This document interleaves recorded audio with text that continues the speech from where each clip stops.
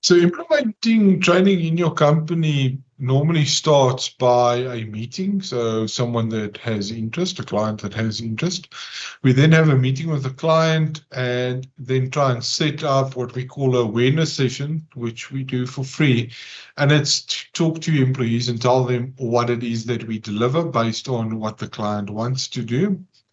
And we gauge interest, who's interested in it, who's not, because training can't be forced.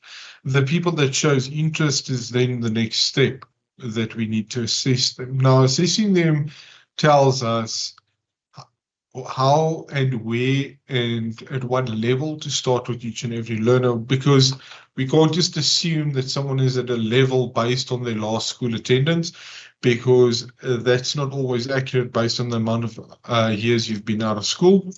So we assess to have an accurate starting point. As soon as we have that, we have a meeting with our client, give them feedback on the assessment, and we set up a time to discuss the class days and times. So we plan that project because we want to be as effective in your project as possible, not disrupting the guys in production. So we would generally then decide on doing 4 or 6 hours a week training.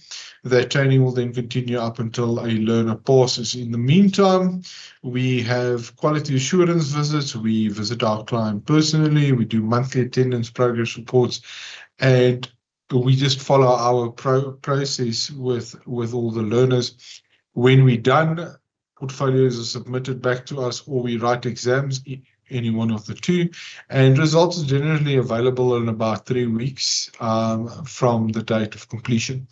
That's the implementation process of training with Triple E.